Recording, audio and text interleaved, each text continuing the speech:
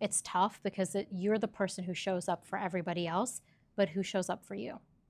Nobody. And you are still an employee who deserve all the great things that all the employees are experiencing because of you. Welcome to Beyond Borders New York Edition, a Multiplier talk series that brings together global first thought leaders and entrepreneurs to discuss the future of work. In this episode, we look at ways to stop HR burnout in global teams and better support the people who look after all of us. Hello everyone. Today we are here for a session called People Behind the People. I'm Sagar and I have Hebba Youssef with me. Maybe a quick introduction about me and then Hebba, you can introduce yourself. I'm Sagar Khatri. I'm the co-founder and CEO of Multiplier based in New York. Hebba. I'm Hebba Youssef. I'm the Chief People Officer at Workweek and the founder and creator of a brand called I Hate It Here, which is all about how to build better workplaces. Thank you for joining us today, Hebba. Great session, right? We're going to talk about people behind the people. Today Multiplier works with thousands of companies across the globe. And we've observed a pattern that there has been this burnt out in the HR teams. Yeah. Have you seen that? Oh yeah, I've seen it and I felt it. Because when I'm not creating content, I'm being a chief people officer for a Series A startup. And the resounding theme from all my friends is that we're pretty burnt out. I think in the last 5 years, we've seen such rapid change with work, like from COVID to talent wars to recession, and then we're watching layoffs happen, and then AI, and it's been a lot. And I think a lot of that has fallen to HR to manage, unfairly so. Like I do feel like we're rightly positioned to do it, but it does feel like a lot has been added to our plate. And then when you add the global lens to it, there's really this push to like expand your borders as a company, really hire internationally. And I think a lot of HR people stepped into that, not quite knowing how hard that can actually be. And I was one of those people. So I really experienced a lot of hardships, and I first tried to grow and scale a company internationally, just understanding how to actually hire someone and all the rules I had to follow. It was a lot. Very interesting points. HR teams are literally the engine that power the companies to grow. So what are the downstream impacts that the companies have to face because of this burnout? I think it all trickles down. So if your HR person isn't engaged, how can any of your employees really be engaged? And it's tough because you're the person who shows up for everybody else, but who shows up for you? Nobody. And you are still an employee who deserve all the great things that all the employees are experiencing because of you, but you don't always get it because you are the person everyone looks to. And so I think when we're thinking about the world of HR, in 2022, there was a study that we were the job function that had the most amount of changes in a year on LinkedIn. So we were changing our jobs, meaning maybe we were burnt out, maybe we were tired. I witnessed a lot of friends go fractional because they were like, I just can't deal with these CEOs anymore. So they were like, I can't do this. I'm going to go fractional.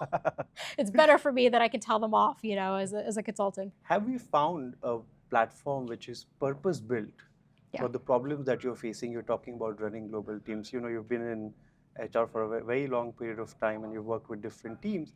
Have you really found a platform that has solved your issues so far? I think the hard part is a lot of HR people don't necessarily have the knowledge. If you imagine we have 50 states in America and all 50 states have different laws when it comes to employment. Now layer on the global world. Every country has different laws when it comes to employment. And I think a lot of HR people go to find a platform or a tool, and we don't necessarily know all the questions we should be asking. I'm somebody who hired internationally and messed it up. I think I did it pretty okay the second time. I think I did it really well the third time. And that's only because I learned something new every single time. And so I think when it comes to platforms, it's really hard to know what you don't know. So HR people will pick a platform not necessarily knowing all the questions they should ask, or does this platform actually fit my needs? And so I think it depends on who you ask if the perfect platform out there exists. But I think it's a tall order. I think there are some tools out there that do a really good job. Why don't we dive deeper slightly into the challenges that you faced the first time, the second time, and third time? What changed? Oh my God, the first time was a disaster. When I tell you, I had no idea what I was doing. I had never hired internationally. I had only heard horror stories from lawyers that I had worked with, don't hire anyone in France. You don't know the labor laws in the UK. Don't hire anyone in Italy. So the first time I go to hire, I'm obviously freaked out. And I just took calls with every platform that basically could help me hire internationally. And I picked, honestly, the first one because I was getting a bunch of pressure from my CEO. We had to hire engineers. It was 2021, the height of everyone needed engineers. We couldn't find what we needed in the States, so we decided let's expand, let's go internationally. And I did not know what I was walking into. Like, I didn't know any of the laws. I didn't know about the holidays. I really didn't know like what it was going to look like when we paid them, like how all of that worked. We were a payments company, so it was important for me to know that, and even I didn't know it.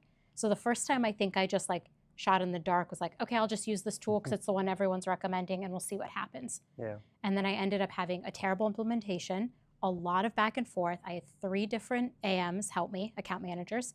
At the end of the year, I got added a bunch of fees that I just didn't even know about because they hadn't told us. I thought it was just a monthly fee and that was it.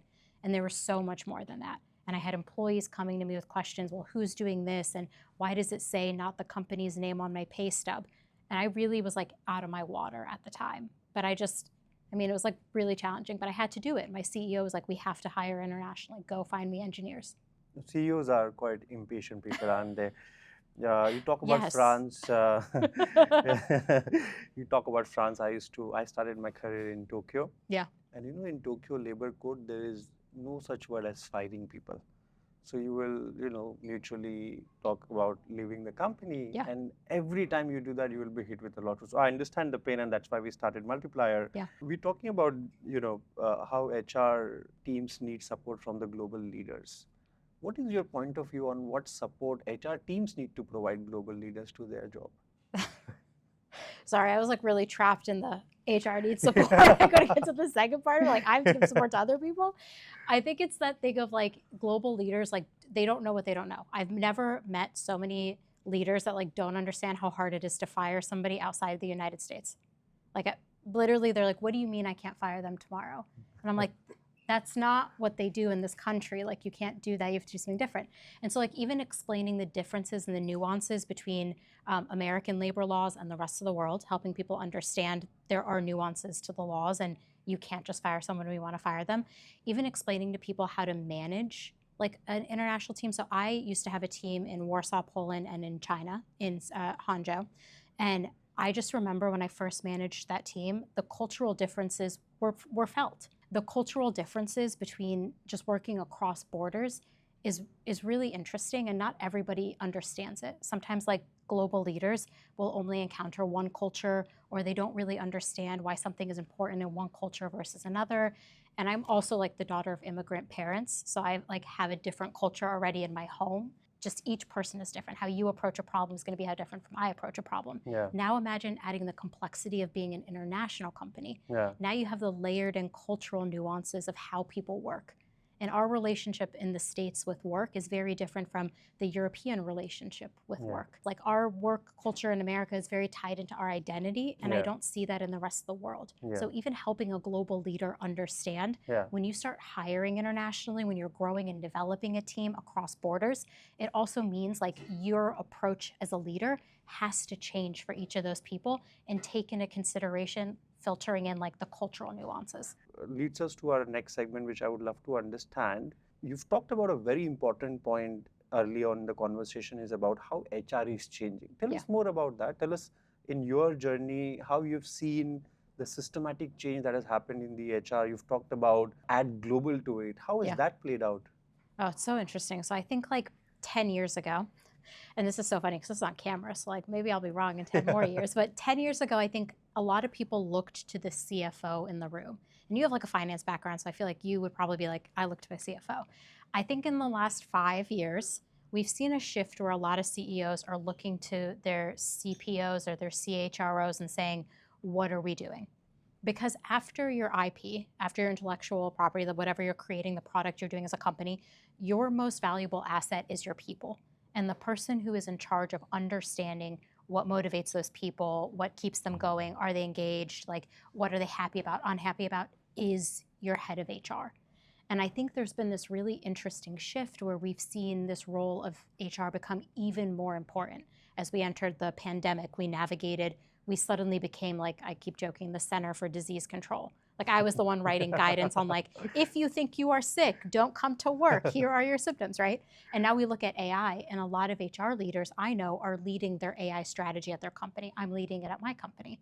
And so it's very interesting to see these really important seismic shifts in the workplace. People are turning to HR to handle them. And so I think when you layer on global to that too, that only just complicates the situation a little bit more, because like what we said earlier, like across cultures, It's different how work gets done. And so I think when you're a global HR leader, you have just like maybe one or two more challenges than like the average HR leader, because you're thinking about how does this translate across every border in my company? How do I make sure everyone, regardless of where they live or work, feels like they understand the mission and the vision of the company all day long? And so I think there's something just like really interesting happening with heads of HR where we are becoming very important at companies. Yeah. But then you as a CEO also dictate the company and where it's going. Yeah. And I think there's this like really interesting push and pull between CEOs and heads of HR too, Yeah. where like you want to enact your agenda and I Yeah. want to enact my Can I tell agenda. you, I hardly dictate anything in my company. I don't believe that for a second. Come on. Like I always say to my CEO, like the two loneliest jobs at any company are your CEO and your head of HR. That like, is so true, yeah. We are Yeah. the people who potentially will disappoint a lot of people. Yeah. We're the people who will potentially make people really happy. Yeah. But I do think like when the heat comes down to it, it Yeah. usually gets given to the CEOs and the heads of HR. Yeah. And I think that's also just really interesting too. You know how you have been talking that HR teams are always right and we are to be blamed. Tell us how we can support you more then. Listen, I think the CEO head of HR relationship is one of the most fascinating relationships out there. I think if there is not total trust between those two, it's just a lost cause. If you can't trust the person who knows honestly all the secrets of the company, where all the bodies are buried, I hate that phrase, but like if you can't trust that person, that relationship is never going to be successful. And I've worked with CEOs before that don't see the value of HR. And so I think for any CEO who's thinking like, how do I support my HR leader? Ask yourself the question first, do you see the value in HR? Do you believe that that person can dramatically change your business? If that answer is yes, that's the start of a good relationship already. If the answer is no, like, I don't know what to tell you. I just think that that's going to be so hard to navigate. But if I'm looking to my CEO and I'm like, how can I get you to support me? It's just trusting me.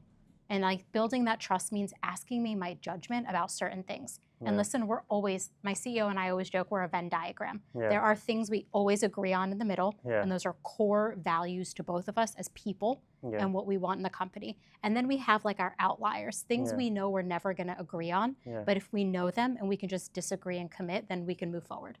And I think like for any CEO who's thinking, how can I have a better relationship with HR? It's make sure you trust them, make sure you know what judgment they would use on any important decision, and then take it from there and really vet where do we agree and where do we disagree. Yeah. No, thank you for highlighting that. You know, when I started the company, I was 26 years old and I never ran. I was never such an part of- idiot at 26. Yeah. I was too. And you started a whole company. But when I started the company and 2-3 years into the journey, I realized, my God, they play such an important role. Today, if I have to tell you, there are two people that I talked about financial capital and human capital. Yeah? Yeah. Most of my week goes in talking to my CFO and CHRO. And there is a school of thought, and not because I'm a CFO, yeah. I used to be a CFO before. Not because I used to be a CFO before and I come from finance background. There's a school of thought that HR folks should be financially literate, and in Yes. some extreme scenarios should report into CFO. What do you think about that? Hell no. I will never report to a CFO. I agree with you, by the way. Our core things that we're trying to accomplish are at odds. Your CFO is going to try to figure out how to not spend money and maximize capital, and I will always try to spend money because humans cost money. So I will never report to a CFO. I also don't like reporting to the COO. I won't agree to take that job. I will only report to a CEO. Like the CEO is setting the vision of the company, and I am potentially helping execute that vision through people. That is such an important point, and I fully agree with you, by the way, because I've realized the cost of messing up your culture is difficult for CFO to model, but it's really, really high. Where, you know, I think 2 weeks back we did a post on brilliant bullies out. Yeah. Like, and you know, very difficult to quantify that in an Excel model, but that's failure of culture, and hence culture is very, very important. Yeah. So talking about financial literacy, have you seen as a HR person that more and more understanding of, and as I was saying, things have moved from a cost center to revenue center. So how do you put forward your request? How do you advocate for the budget that you need in a more financial literate manner so that you can get your way out easily? Listen, after, like, your people are your biggest budget item. And like if you're looking at your P&L or your forecast, like it's the people are the biggest cost, right? And I think a lot of HR leaders are starting to really see that they have to talk about that. Like the revenue per employee data piece of their data number has been passed around a bunch now, where I feel like in the last 2 years, we've seen this change where people were scaling really fast, hiring a ton. Now it's like, no, don't add any headcount, preserve all costs. We have to be profitable.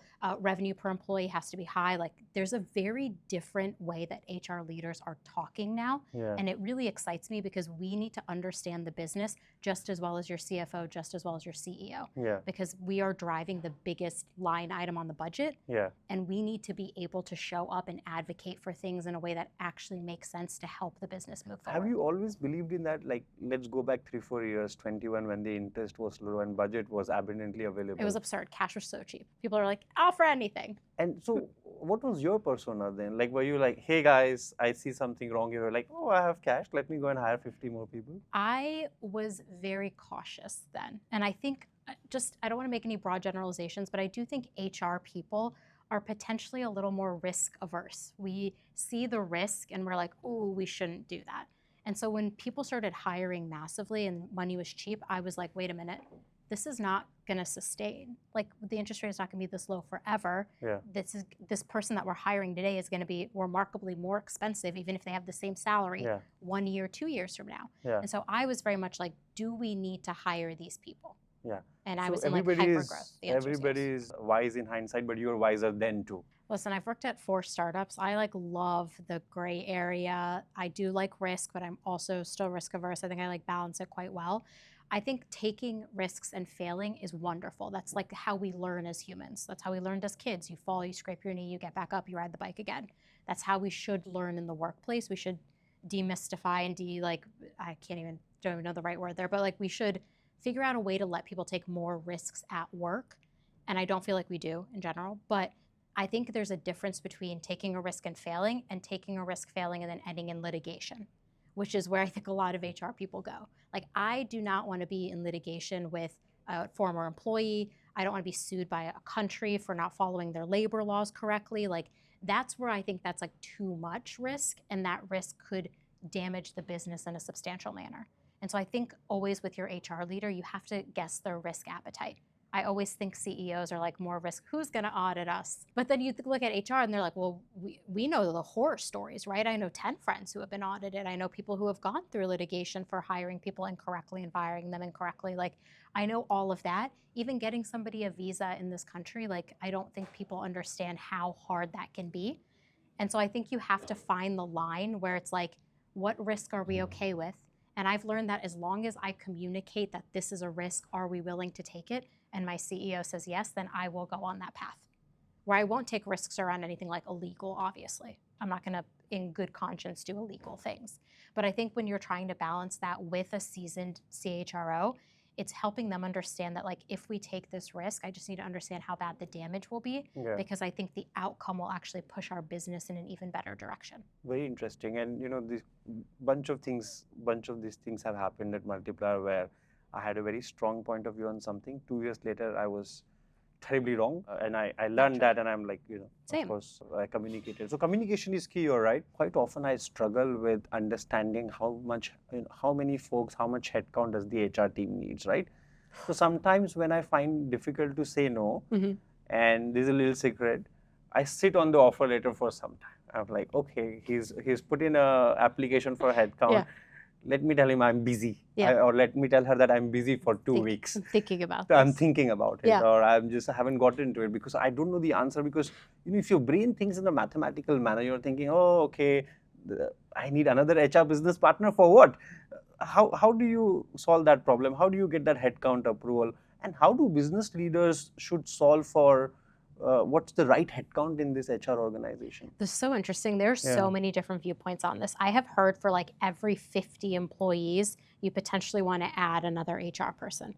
And I thought that was like a really interesting mathematical way to look at it. I think with the current state of AI and how AI is disrupting work, I actually think HR teams potentially in the next 5 to 10 years could actually shrink in size.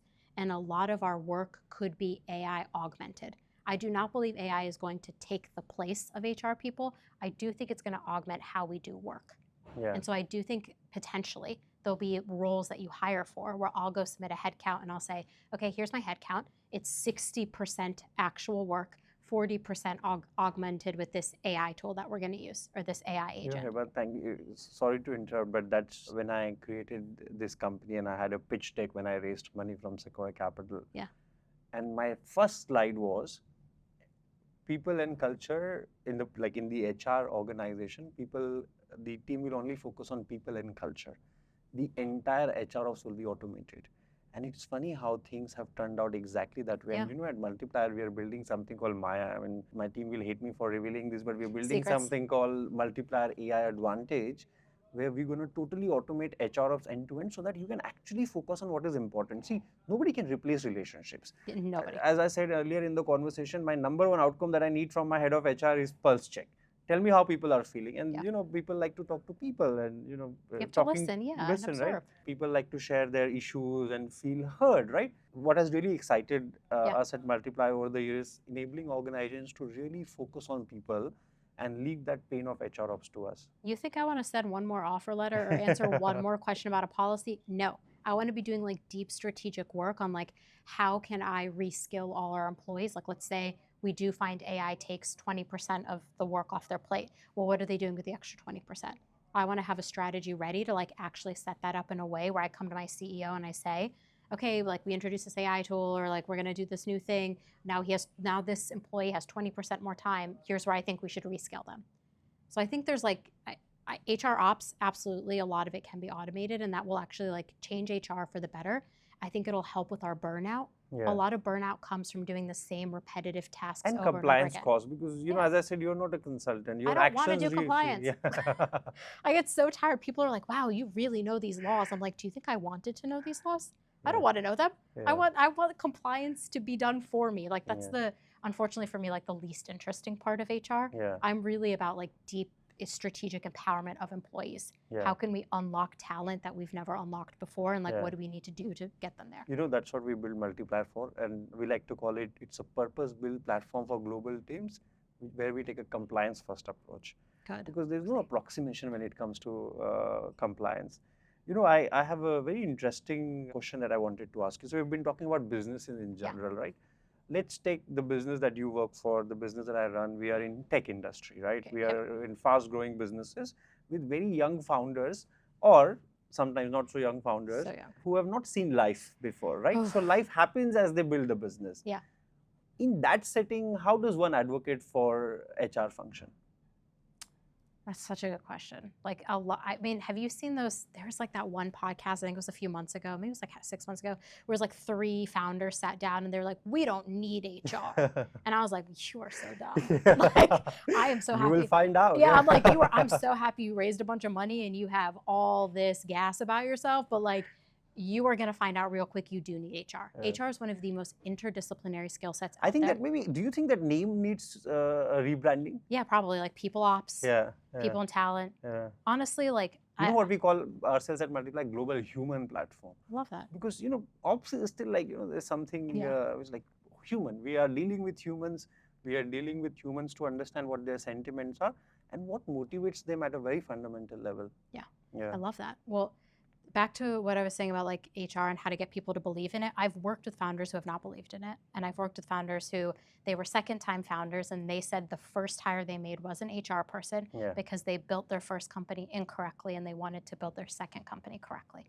And so they hired HR first. And so I do think count me also in that. But, when you live, you learn, right? You see how quickly. So there are two kinds of founders who start with the belief that HR is important, who come eventually realize that this because is they messed it up the first time. But how often do we get second chances? So I think a lot of founders, if they're getting their first chance, they're not banking on maybe getting a second chance. This could be their big thing. They should hire HR first. That person is going to be one of the, I think, most smartest person in the room, just from understanding your people, from how they function to what, how they're dealing with the world and experiencing the world, high EQ, high strategic thought. It's a very interesting role. Have you ever thought about starting a business, Hebba? Me, I don't know. Okay. I would be my own boss. Yeah. I'd be yeah, you did good today. Take the rest of the day off, right? I think I need a boss. Because I would have too much fun by myself. Please hire a head of HR if you're going to do that. That'd be smart. Hire the first head of HR. This conversation can't be completed without talking about tools and tech stack and everything. At Multiplier, Of course, we are a HR tech company ourselves, compliance tech rather, and we love buying software at Multiplier because it makes people's lives easier. And we are always, for a 4.5-year-old business, I would say our tech stack is like world class, right? And we pay right dollars for it. In terms of that, what have you seen in the HR space, the evolution of tech stack? Where are things falling apart or falling short for that matter? Yeah. Do you remember, like, I think it was maybe 10 years ago, everybody was buying one-off tools for everything. It was Yeah. like, I had my performance management, I had my HRIS, I had my compensation tool. And it was like hell. Yeah. They didn't all talk to each other, which Yeah. like from a data perspective is a nightmare. Yeah. And I like love data. So I'm Yeah. like, do I really want to sit here and download data from one Yeah. system, from another system, from a third, and then try to make sense of what's happening? Yeah. So then we saw this consolidation start happening in the last like 2 to 3 years. It feels like a lot of people were like, we're in HRIS and performance management, Yeah. and we do this other thing, Yeah. and we do this fourth thing. Yeah. Or you think of like the Ripplings of the world who Yeah. I think do everything at this point. Yeah. And I think Everything good or everything? I mean, that's the point I'm going to get to. Because I think it's really hard. That consolidation Yeah. made sense, honestly, from a data perspective. It made it Yeah. easier for us to truly see the impact of our initiatives. Yeah. But then when I think about it, can someone really do everything really well? Yeah. I think that's like kind of impossible. Yeah. I can't do everything really Yeah. well. I definitely have my flaws. So I found systems when they consolidate and they're like, and we're an EOR. Yeah. I'm like, and do you know how hard that is? Like, why are you doing that? Like, why are you suddenly becoming 16 things? Like, Yeah. when you're everything to everyone, I think it's really impossible to actually stand out and have a world-class product. That's a very good point. You know how I like to talk about this to my team? I said, let's say you're on 31st Street and somebody is selling bagels. Yeah. And you go there for bagel and that shop really takes off. And at some point then they have investor pressure. Hey, bagel is not going to get us to $100 million in revenue. Let's sell coffee and cigarettes too. Yeah. And then suddenly it's not the most famous bagel shop in the country, No, it's right? just half-assed. So that's what happens to software companies. If you want to do Yeah. everything, you are assembled. At Multiply, we like to say, we say we are architected, we are not assembled. Yeah. So it's kind of like, in your mind, imagine putting like Lego block together that can fall apart anytime. You've talked about the companies like that. Yeah. We are where we talk about, choosing every brick, choosing the paint of the house and everything. So we architect it. Yeah. One thing that I've struggled with tech stack at Multiplier is, the world is changing. We are in AI. It's changing so rapidly. I have a very seasoned head of HR. He is into early 50s and Yeah. he has seen the world. But at this point, the world is changing so rapidly. Oh my God. The Every day. tool that was relevant yesterday is not relevant today. How does he or she should educate themselves in bringing the tools Yeah. that will really last for at least few years for us to use, and it's integrated? I think few years right now is unrealistic. Like AI, right? Everyone is like, are you doing an AI strategy for the year? I'm like, I'm doing an AI strategy for the next week. It might change a week from now. Like, that's how fast the technology is evolving. And so I think for HR leaders, there are 2 skills that I've talked about that will take an HR leader from good to great in my mind. They need to be creative and they need to be curious, because the world is changing so fast. If you are not curious about what new tech is being created, how do I integrate it into my current tech stack, what are the problems I'm going to solve tomorrow, I think you're just going to fall behind really fast. And so you have to like really maintain that like childlike curiosity and creativity in this role, because the world is changing so fast. I really cannot build a strategy multi-year sometimes because the tech is changing so fast. And so I think when it comes to it, like going into it, the expectation of we might implement this tech for a year and it might really be what we need, but it also could be not what we need and we might have to change in a year. Going into it with open eyes like that, I think sets you up for more success. Very interesting. So the job will continue to be very difficult for years to come. The job, I mean, I have so many white hairs Yeah. from this job. You can't see them. They are buried in Nice there. job Like, hiding them. I've been hiding them, but like, it's a job that it's so fun. Yeah. It's so fun, but it also is so hard. Yeah. The emotional labor of being in HR, like back to our burnout at the very beginning, Yeah. it's a very high emotional labor job. Yeah. But if you can find a way to balance that and Yeah. work on your boundaries, Yeah. the creativity and the curiosity for Yeah. how work is changing, Yeah. to be on the forefront of that is like the most exciting thing. About this is, I'm going to talk about HR, but broader, it's generally applicable to the broader team as well. How does one prepare their HR team to have exactly this curiosity? And I love how you communicate, how you emphasize on communicating the fact, hey, I'm implementing this, but 1 year from now, this cannot be relevant anymore. How do you prepare your HR teams for that? And second part of that question is, how do you, in this era where AI is important, how do you focus on upskilling your team on all the initiatives? Because AI is in development now, AI is in customer success, AI is in sales and marketing. There are BDRs who are calling you and there are no people behind it. I know. It's so scary. I have a healthy fear, okay? I mean, also, I think like when you're like that term, healthy fear. I have a healthy fear. I'm like, oh, you're not scared, but you are cautious. Yeah. I am very cautious. I mean, you read the news, like you see AI could disrupt, I don't know, our climate. Like there's so many things to think about. And I'm like, I have been taking an AI course because I'm like, if I'm going to be scared about something, I need to be informed. I need to be informed, scared. So I've been like taking AI courses to like better understand what the impact could be to work, because I mean, I'm just like a lifelong learner. But I think when it comes to crafting that curiosity and creativity, first of all, those are like anti-burnout functions. Like if you can create curiosity and creativity in your team, it actually helps your burnout. Because like burnout a lot of times comes from doing the same repetitive tasks, being stuck doing the same work over and over again, never getting a chance to iterate it. It's on us, like me as the head of HR and you as the CEO, to help our employees understand that they can experiment and they can have fun at work. So do you solve this at the top of the funnel, which means do you solve while hiring people who are genuinely curious, or you can actually maintain that culture of curiosity? What have you seen in I think you should always hire for curiosity. I think it's like, first of all, I mean, maybe I'm biased. It's one of my 3 core values. So my core values are honesty, curiosity, and oh my God, I'm forgetting my 3rd core value, gratitude. Those are like my 3. Love gratitude. I mean, I love gratitude. It makes you a happier person if you practice gratitude, apparently. But I think like curiosity, to me, you should be hiring for it, especially if you're a startup. Because we're going to encounter problems at a startup that we maybe have never been solved before. So like, do you want the person who can just regurgitate the same thing over and over again? Or do you want somebody who's gonna say, oh my God, this is a new problem we've never seen, let's solve it. So I think you should hire for it you should look for it in your screening process. But I think you can craft it in your company simply by like making things fun at work. Telling your employees like, hey, we have this interesting problem we're trying to solve. If anyone has any ideas, let us know. We're 55 people, so we're like very just close. Just like my town hall, by the way. Your town hall, okay? Take your town hall and say, here are 3 problems as a business we're trying to solve. We're opening this up to everybody. Regardless of your function, if you have an idea, email me. You need to create that habit. Can I tell you something about town hall, Hebba? Yeah. In that town hall, it's me plus employees against the HODs. That's what I like. They're like, Sagar is on our side. Yeah. And so somebody would say, hey, when are we meeting physically? I'm like, I know. Guys, please answer. I know. Somebody else tell them. No, but like you can create that curiosity at every company simply by creating ways for people to feel that way. Yeah. What is one area where HR has been under leveraged, which can literally help us solve that burnout problem? Because today we've established that HR burnout, essentially your engine is not working. If your engine fails, your entire train is not going to move. I really think it comes from having support from the CEO and having support from their leadership team to know that they are the experts in their work.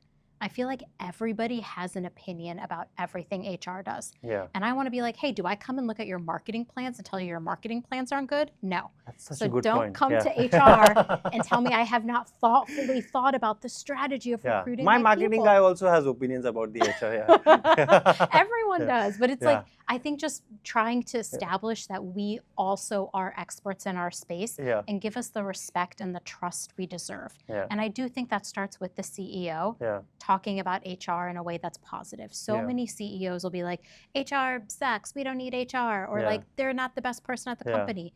You shouldn't do that. Like, a CEO should help HR build their brands internally as the expert on the thing that they do, because it'll make our work better. It'll make the engagement with our work better. It'll make us feel really good too. So I think it's like, maybe that's intangible, but I do believe that CEOs have a role in setting up each of their direct reports for success. So to set up your HR leader for success, show them that they're respected and trusted to make decisions. You know, I'm right after this session, I'm going to call my CHRO and tell him how much I love him. No, thank you, Hebba, for today. It was wonderful having you. Thank you so much. You shared such beautiful insights. I myself have learned a lot. Thank you so much. Thanks, everyone.